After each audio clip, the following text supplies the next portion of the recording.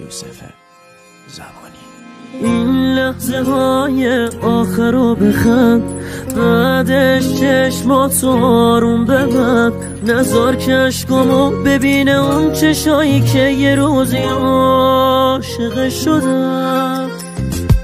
امروز این دیدار آخره، ثانیه ها داره زود میگذره، موج قلبی که روی ساحل کشیدیم و تیکه تیکه داره میبره. عشق یعنی خاطرات قبل رفتنت، عشق یعنی عطر مونده روی پیرهنت، بعد تو تموم خنده هم پر از غمه، یه زخمه که همیشه روی قلبمه. با چتر بسته زیر این هوای بارونی، عشق روی گونمو نمیدونی، بهت علاقه داره این دلم هنوز، بازم میگی میری نمیمونی.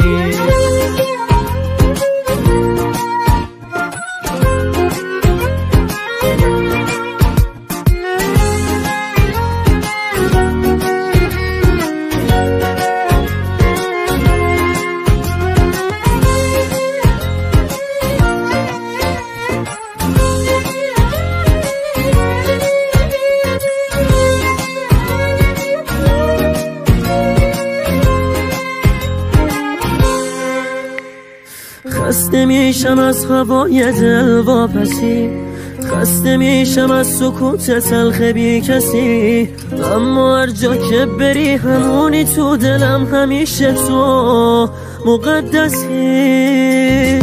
امروز این دیدار آخره، ثانیه ها داره زود میگذره، موج قلبی که روی ساحل کشیدیم و تیکه تیکه داره میبره.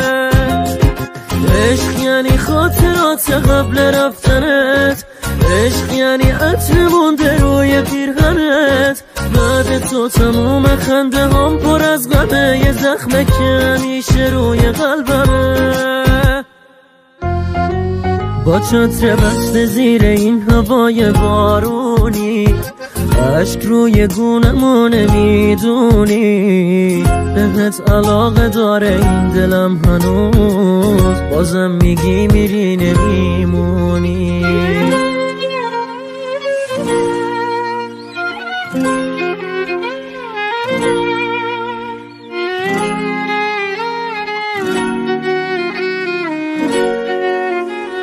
تنظیم ناصر عباسی.